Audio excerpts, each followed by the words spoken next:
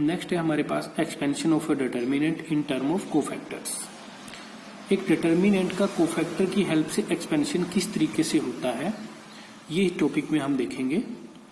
तो लेट हमारे पास एक डिटर्मिनेंट है, 3x3 ऑर्डर का एक डिटर्मिनेंट हमने लिया है।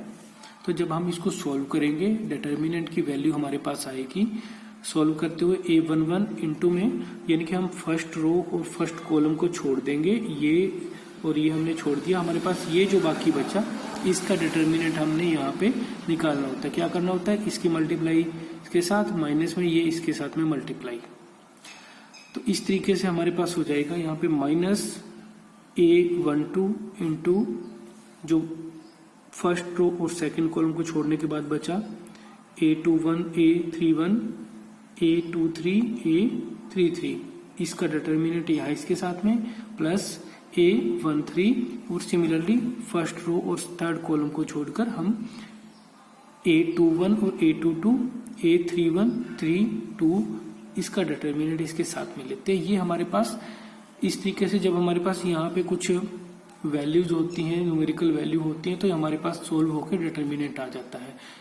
अब कोफैक्टर की फॉर्म में हमने इसको कैसे करना है, देखो अगर हम ये डिटर्मिनेंट के कोफैक्टर्स निकालें, कोफैक्टर्स हमारे पास क्या आएंगे, हम सिर्फ फर्स्ट रो के कोफैक्टर निकाल लेते हैं। फर्स्ट रो के कोफैक्टर के अकॉर्डिंग हमारे पास एलिमेंट a11 के अकॉर्डिंग कैपिटल A11 होगा, और इसके बाद हम देखें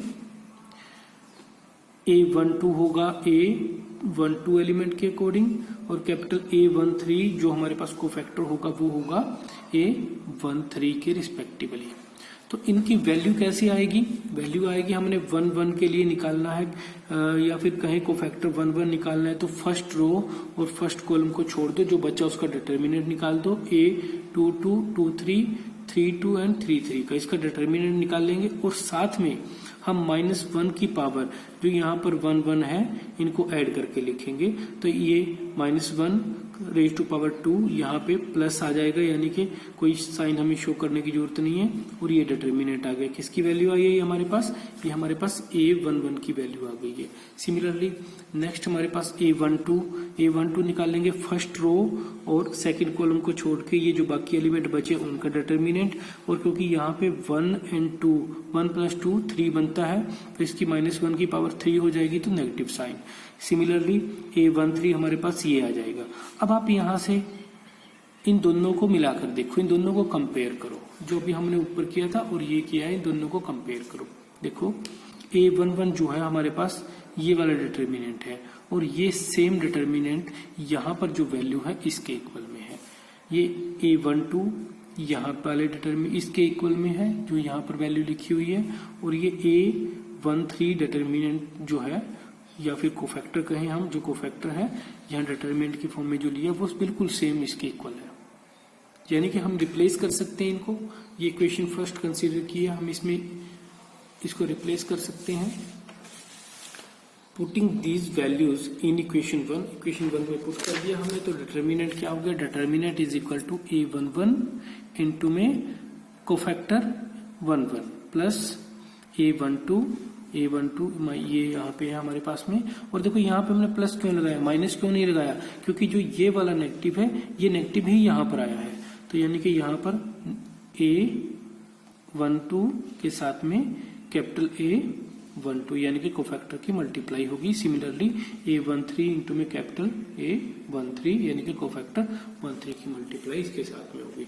तो इस तरीके से हम ये सोल्व कर सकते हैं। ये हमारा एक्सपेंशन है, डिटर्मिनेंट का एक्सपेंशन है इन टर्म ऑफ कोफैक्टर्स।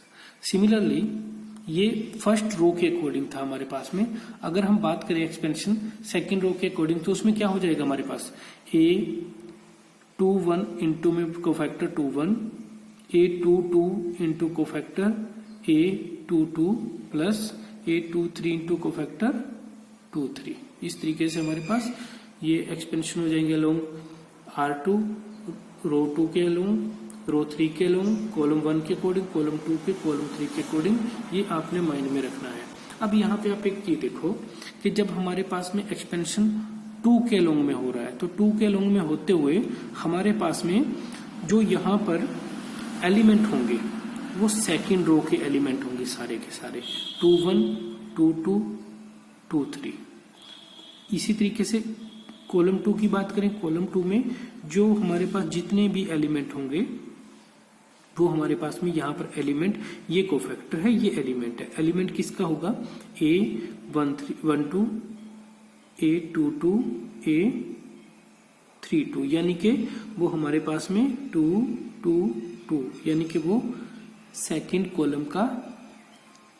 कॉलम के ही सारे एलिमेंट हमारे पास यहाँ पे होंगे और उनके अकॉर्डिंग जो हमारे पास में जो भी कोफैक्टर बनेगा वो उसके साथ में आएगा। अब कोफैक्टर क्या आएगा? जो हमारे पास में यहाँ पर एलिमेंट होगा वो ही यहाँ पर कोफैक्टर होता है, उसी की पोजीशन के अकॉर्डिंग। तो हमें ये याद रखने में बिल्कुल इजी है। यहाँ से हम इसको माइंड में रख सकते हैं अपने कि किस तरीके से हमारे पास ये कोफैक्टर बनते हैं। इसके बाद में हमारे पास यहाँ से एक इम्पोर्टेंट रिजल्ट क्या मिला? इसमें से इम्पोर्टेंट रिजल्ट हमें मिल रहा है कि if a determinant can be expressed as sum of the product of element की प्रोडक्ट की फॉर्म में ऑफ एनी लाइन, एलिमेंट ये हो गए A12 हो गया, 22 हो गया, A32 हो गया, ये एलिमेंट की प्रोडक्ट किसी भी रो की और कॉलम की, एंड दियर कोरस्पोंडिंग कोफैक्टर, और उसी लाइन के या उसी रो के या उसी कॉलम के कोफैक्टर के साथ में उसकी मल्टीप्लाई के सम के फॉर्म में हम लिख सकते हैं, sum of the product of elements. तो ये हमारे पास में इस तरीके से हम इसको कर सकते हैं। अब इसके बेसिस पर एक क्वेश्चन देखते हैं हम। एक्सरसाइज 4.4 का ये क्वेश्चन नंबर 3 है, using cofactors of element of second row. Second row के एलिमेंट के अकॉर्डिंग जो कोफैक्टर आएंगे उनका यूज करके हमने इवेल्युएट करना है डिटर्मिनेंट। ये डिटर्मिनेंट जो दिया है 3 ऑर्डर 3 का डिटर्मिनेंट, इसको हमने सोल्व करना है। तो देखो सबसे पहले हम क्या करेंगे, कोफैक्टर निकालेंगे। इससे क्या आएंगे?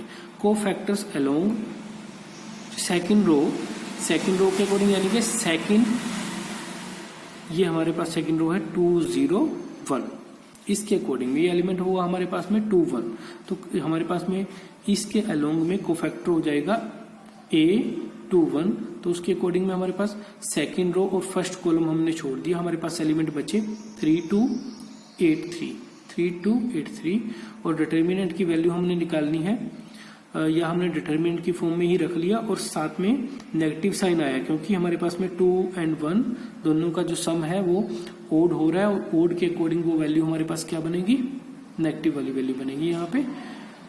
सिमिलरली कोफैक्टर 2 2 क्या हो जाएगा, सेकंड रो सेकंड कॉलम छोड़ देंगे 5 1 8 and 3 यहाँ पे। Similarly A23 is equal to negative 2 3 का सम किया हमने 5 -1 का -1 रेज़ टू पावर 5, तो 1 आ गया, -1 आ गया यहाँ पे, उसकी मल्टीप्लाई होगी इसके साथ में। यहाँ पे 2 और 3 हम छोड़ देंगे कॉलम, रो और कॉलम को, रो नंबर 2 छोड़ दिया एंड कॉलम 3 हमने यहाँ पे छोड़ दिया। हमारे पास एलिमेंट बचा 5 1 3 2 5 1 एंड 3 2 एलिमेंट, ये हमारे पास कोफैक्टर्स आ गए हैं।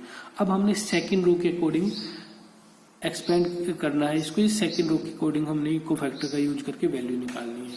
तो हमारे पास डिटर्मिनेंट क्या हो जाएगा, is equal to A21 cofactor 21 plus A22 cofactor A22 plus A23 cofactor A23, इसकी वैल्यू हम रख देंगे यहाँ पे, वैल्यू रख के हम सोल्व करेंगे, हमारे पास ये वैल्यू आ जाएगी 7। इस तरीके से हमने सोल्व करना है इसको। अभी इसके अंदर हमने जो भी कोफैक्टर हमने निकाले थे किसी भी रो या कॉलम के अलोंग, किसी भी कॉलम या रो के अलोंग या रेस्पेक्टिवली जो कोफैक्टर निकाले थे हमने उन एलिमेंट की प्रोडक्ट उन्हीं के साथ करके सम किया था। लेकिन अगर हम दूसरों के साथ करें, किसी रो के या कॉलम के कोफैक्टर लेकर हम उसके पैरेलल में किसी अदर रो के कोफैक्टर के साथ में हम अगर उसकी मल्टीप्लाई करें उन एलिमेंट्स की, तो उस केस में रिजल्ट क्या आएगा, उस केस में हमारे पास रिजल्ट आएगा 0। देखो क्या लिखा हुआ है, if the elements of any line of a determinant are multiplied by the cofactors of the corresponding element of any other parallel line, element of any line, किसी भी एलिमेंट, किसी भी लाइन के या किसी रो या कॉलम के हम एलिमेंट लेते हैं और उसके पैरेलल में किसी अदर पैरेलल लाइन के हम कोफैक्टर के साथ में उसकी मल्टीप्लाई करते हैं, तो उस केस में the sum of the product so formed is 0। उस केस में हमारे पास रिजल्ट 0 आता है।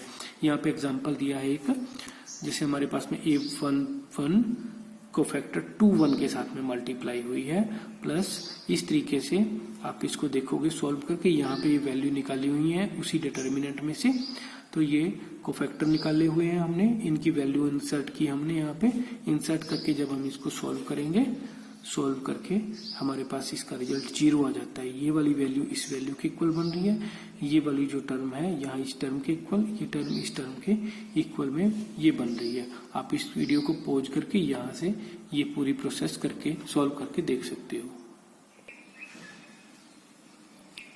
नेक्स्ट है हमारे पास singular and non singular.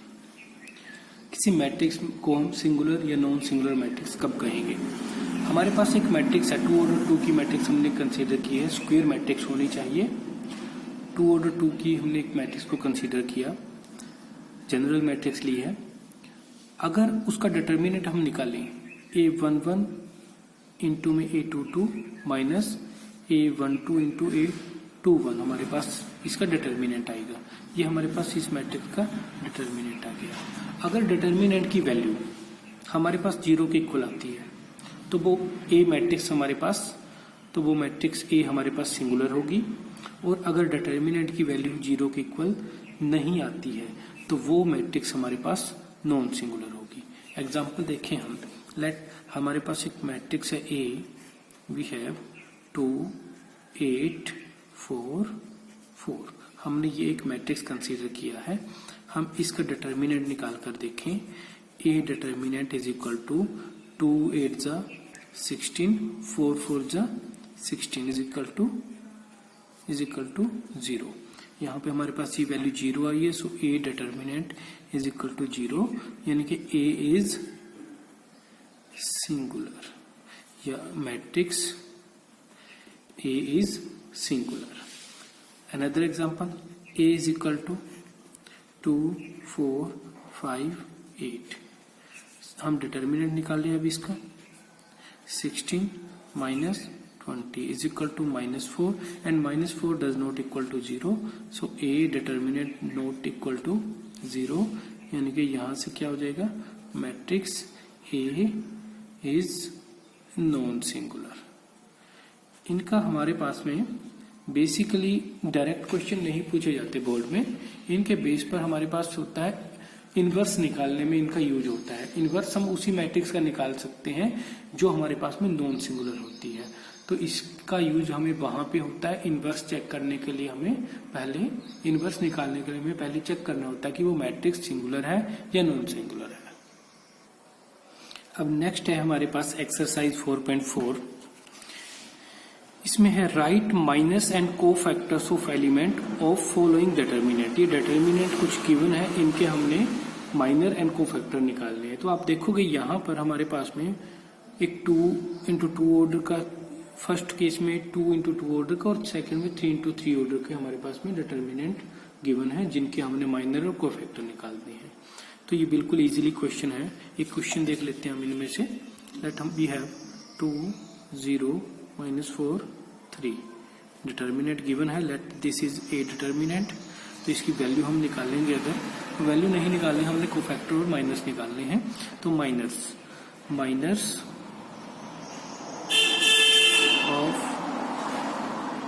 Minus of element A11 क्या होगा, वो होगा हमारे पास में M11। First row, first column को छोड़ा, वो आ गया हमारे पास में 3। नेक्स्ट केस में A12 का माइनस हमारे पास में 12 होगा, is equal to first row second column को छोड़ देंगे 0 0, और आपको पता है -1 की पावर 1 + 2 करके हमने लिखना है, नेगेटिव पावर आएगी, नेगेटिव आएगा हमारे पास में 1, वो हम इसके साथ मल्टीप्लाई करेंगे तो वो 0 ही रहेगा, इसलिए साइन यहाँ पे लगाने की हमें जरूरत नहीं है। नेक्स्ट देखें, A13 के अकॉर्डिंग क्या माइनर होगा वो हम देख लेते हैं। M13 इज इक्वल 13 नहीं है, यहाँ पे हमारे पास है अब 21 के अकॉर्डिंग माइनर हमारे पास होगा सेकेंड रो फर्स्ट कॉलम को छोड़ दो -4 और -4 आई है वैल्यू और 2 and 1 3 हो गया 3 -1 की पावर 3 माइनस यहाँ पे लगेगा is equal to 4 and the last one 2 is equal to M22 which is equal to second row second column को रिमूव कर देंगे हमारे पास बचा 2। ये हमारे पास इस तरीके से फर्स्ट पार्ट का क्वेश्चन होगा। सेकंड पार्ट आपने कर लेना है जिस तरीके से अभी हमने माइनस को फैक्टर पीछे सॉल्व करके देखे थे उसी तरीके से सेकंड हमने इसमें सेकंड क्वेश्चन भी ऐसे ही करना है। नेक्स्ट है question number 3 using cofactors of elements of second row evaluate. ये एक डिटर्मिनेंट गिवन है, इसको इवेल्युएट करना है। इस क्वेश्चन को अभी हम कंसेप्ट किया था जब हम वहां पे ये क्वेश्चन कर चुके हैं जिसका अंदर में डिटर्मिनेंट की वैल्यू 7 आई थी। अब वहां से इस क्वेश्चन को देख सकते हो। Next fourth question same third question के जैसे ही है। Using cofactors of element of third row third column evaluate determinant. ये डिटर्मिनेंट गिवन है, इसको इवेल्युएट करना है। सिमिलरली जैसे हमने सेकंड क्वेश्चन किया था उसमें सेकंड रो के अकॉर्डिंग, थर्ड क्वेश्चन में सेकंड रो के अकॉर्डिंग किया था और यहाँ पे हमने इस क्वेश्चन में थर्ड कॉलम के अकॉर्डिंग करना है। सिर्फ ये इतना डिफरेंस है। थर्ड कॉलम के अकॉर्डिंग हमने कोफैक्टर निकाल लेने हैं, फिर थर्ड कॉलम वाला हमने फॉर्मूला वहां पे पुट करना है। फॉर्मूला आपको याद रहना चाहिए। फॉर्मूला हमारे पास में थर्ड के अकॉर्डिंग ये वाला होगा, तो इसका यूज करके हम वहां पर कोफैक्टर की वैल्यू रख के इसका आंसर निकाल देंगे। Question number 5 if determinant given है determinant and Aij is cofactor of Aij। किसी भी पोजीशन के अकॉर्डिंग जो भी उसका कोफैक्टर है ये उसको रिप्रेजेंट कर रहा है, then value of determinant is given by. तो इस केस में डिटर्मिनेंट कैसे निकालते हैं? हमने जब अभी किया था, हमने जब कंसेप्ट किया था, कंसेप्ट में हमने लिया था ये एक डिटर्मिनेंट कंसीडर किया था। सेम वही डिटर्मिनेंट यहाँ पे कंसीडर किया गया है और उसके अकॉर्डिंग हमने कोफैक्टर निकालने थे। कोफैक्टर निकाले जब हमने, कोफैक्टर निकालने के बाद में हमने डिटर्मिनेंट का ये रिजल्ट निकाला था। इसके रिजल्ट के अंदर आप देखो यहाँ पे जो एलिमेंट है, एलिमेंट 1 कोफैक्टर भी 1 है मल्टीप्लाई में, प्लस में A12 कोफैक्टर भी मल्टीप्लाई में 1 है, 13 कोफैक्टर भी 13 है। तो यानी कि यहाँ वाले दोनों ही पोजीशन जो रिप्रेजेंट करेगा 1 1 2 जो भी होगा वो सेम रहेंगे। तो किसी भी पार्ट में वो अलग नहीं हो सकता। देखते हैं। Then determinant is given by. इसके अंदर में डिफरेंट है, ये हमारा आंसर नहीं हो सकता। यहाँ पे भी डिफरेंट है, नहीं हो सकता। इस केस में ये फर्स्ट वाले सेम है, ये सेकंड वाले डिफरेंट है, तो ये भी आंसर नहीं हो सकता। तो हमारे पास में डी जो इसका है 1 1 1 1 1 1 2 2 2 2 3 3 एंड 3 3 ये वाला हमारे पास में डिटर्मिनेंट का इसका आंसर होगा। तो ये आपके पास में एक्सरसाइज 4.4 थी। नेक्स्ट इसके बाद में हमारा जो चैप्टर होगा, इस चैप्टर में हमारा जो टॉपिक है वो है एडजॉइंट ऑफ मैट्रिक्स।